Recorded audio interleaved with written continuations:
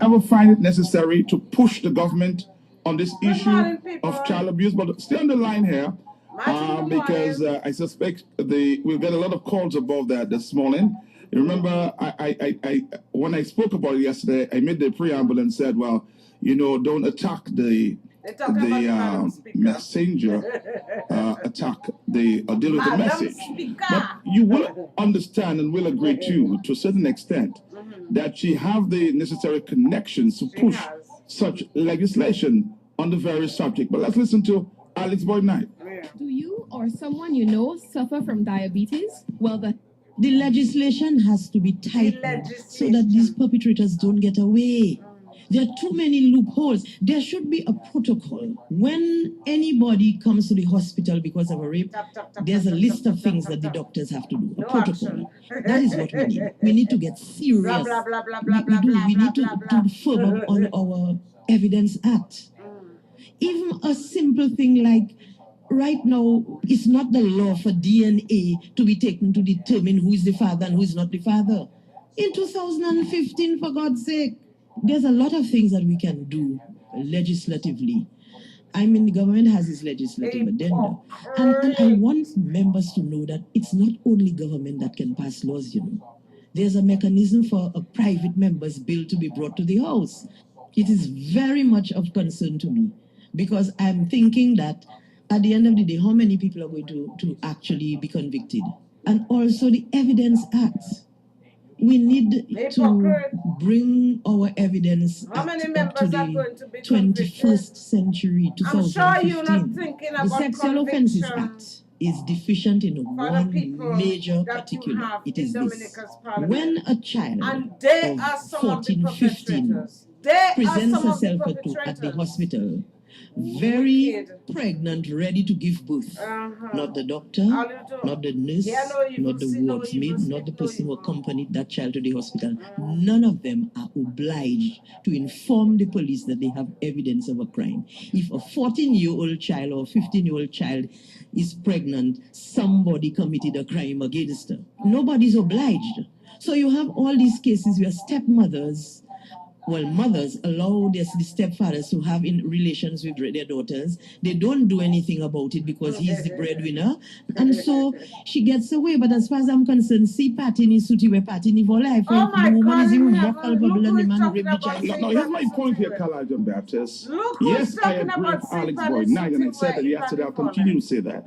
But who's the we that she's talking about, and hinting more government, because government usually puts on the legislation. But 15 years and you have not been able to convince government to toughen the legislation on child abuse. Are you getting my point here?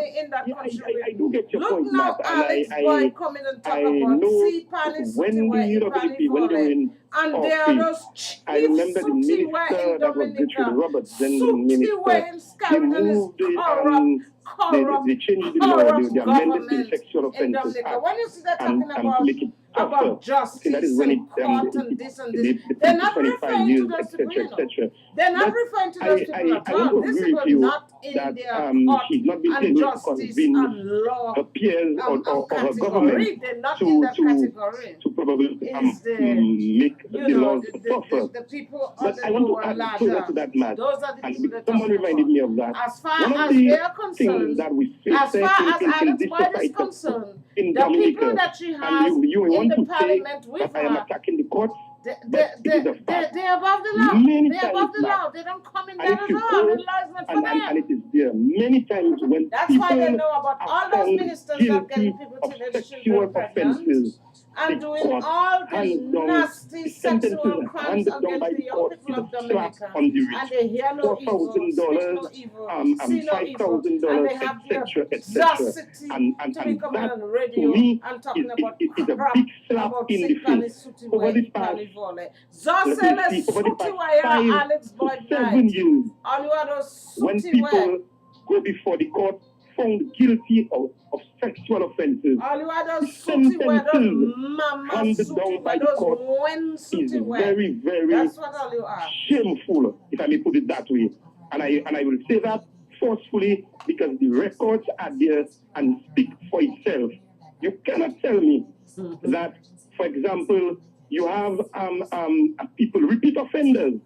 Repeat offenders come and when they come and they're found guilty, you basically, for example, slap them with $4,000. I know instances where people have been found guilty of indecently assaulting people, and the court imposed a fine of $4,000. I know of instances where the court imposed a suspended sentence. I know of an instance where the court imposed a 6 months jail sentence, 6 months jail sentence, and to do community service. Who will supervise that community service? So you see what I'm saying? So it appears to me that even if the legislation or the legislators put tough measures in place, the court system has failed we as citizens of this country. And but that's what Alex Boyd Knight is suggesting, that we get tougher on this, Carlisle. So we won't be blaming the court system, so they have parameters to work with. And we can move forward in this, because it just seemed like a talk shop. Every time, a child is taken before the court or somebody gets abused, we start talking. And, we just keep going on, and nothing is done about the whole system.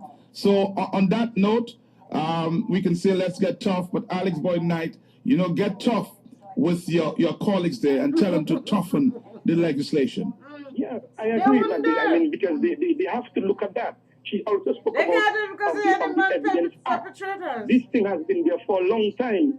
Nothing has been done. The Bail Act is another issue that I know they do have draft legislation to deal with the Bail Act.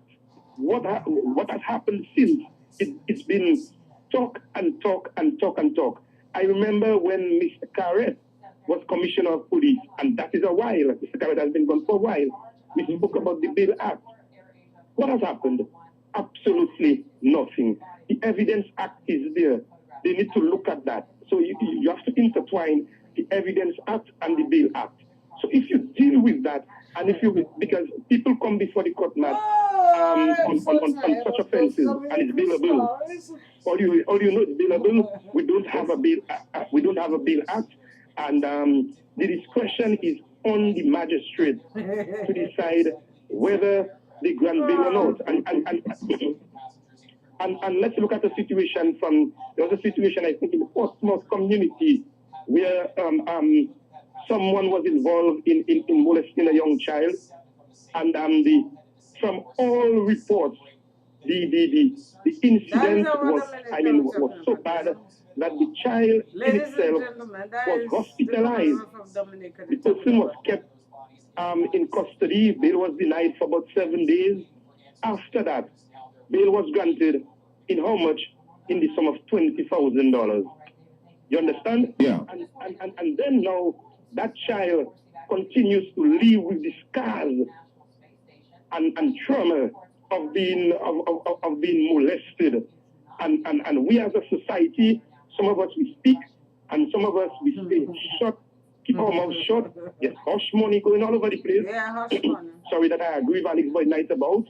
So what are they doing? What are the legislators doing that Alex Boyd Knight also is part of?